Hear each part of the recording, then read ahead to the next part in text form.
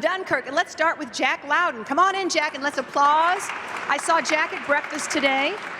Did you have a good breakfast with your mate today? I was sitting kind of, I pretended like I was sitting with you. And here we have Barry Keoghan. Is that right? Come on, Barry. And next up, of course, we have Mark Rylance. So very good to see you. And let's bring in now Christopher Nolan. Christopher Nolan.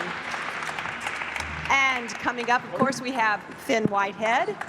Fionn, good to see you again. And Harry Styles. It's going to go. Come this way, please. Here we go, Harry. Good to see you. And of course, we also have Emma Thomas, and that rounds out the cast and filmmakers for Dunkirk. And to start things off, let's start off with Christopher Nolan. I feel like in many ways, Mr. Nolan, you're like a new filmmaker making your first real live story on the big screen. What attracted you to Dunkirk?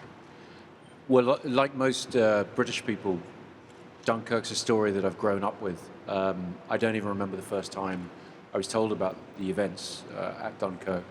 And so, as kids, we received the sort of very simplified, almost mythic fairy tale version of what happened there.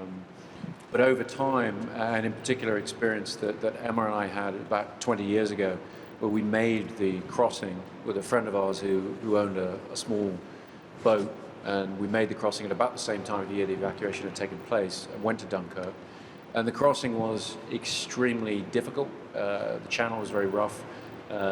It felt difficult and dangerous, and that was without people dropping bombs on us. That was without heading into a war zone.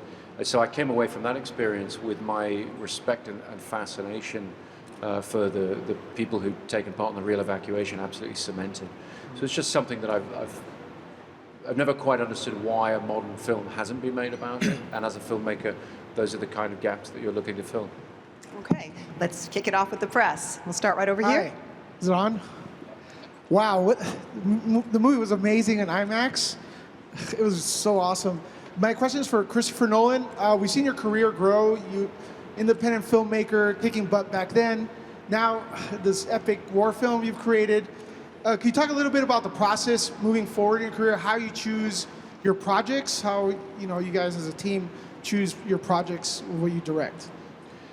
I mean, for me, it's always been about story. It's always been about finding a story that hooks me, that I feel that I can have an emotional connection with, that'll sustain me through the years of making the film.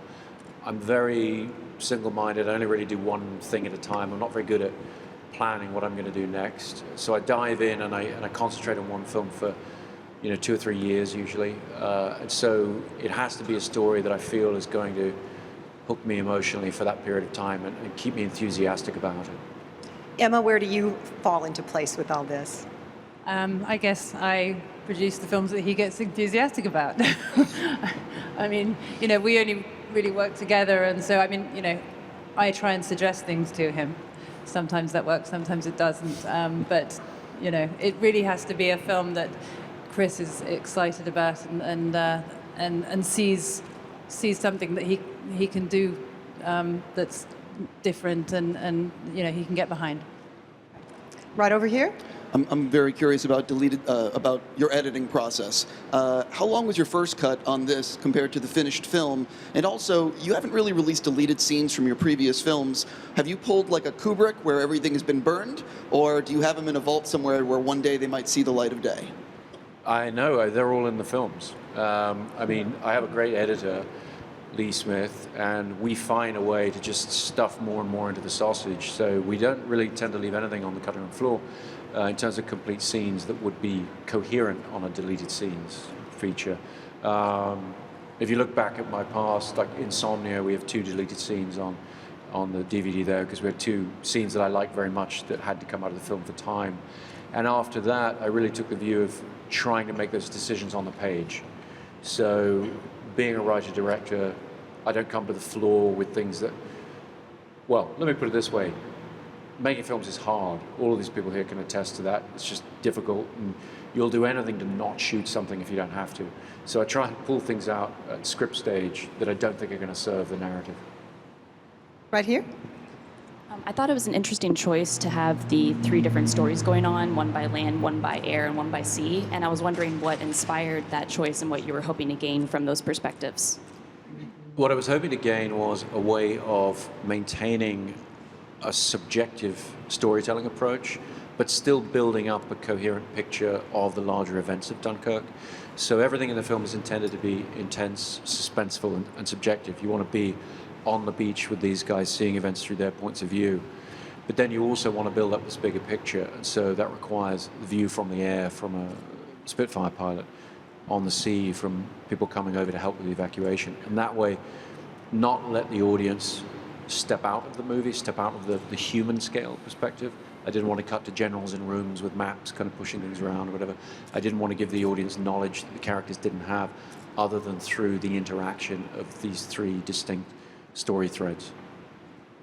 I want all the actors to answer this question. Given the fact that there wasn't a lot of dialogue in this movie, what does a Christopher Nolan script even look like? Harry Styles, let's start with you.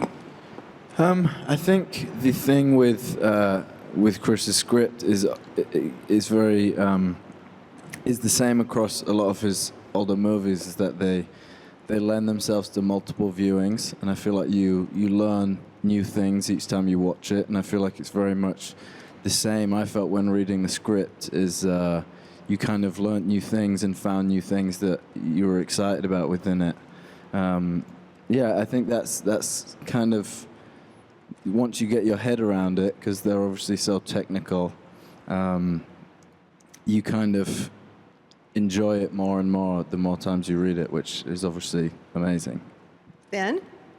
I think that the fact that there wasn't much dialogue in the script meant that a lot of the characterization was left to us, which is quite an amazing thing to have. And it just meant that we got to work on it ourselves, I guess. And when we stepped onto set, you had to kind of know your character so that you can respond to the situations around you accordingly. So, Mark? It's always helpful not to have to try and convince an audience that a bit of exposition is something that you really need to say as a character.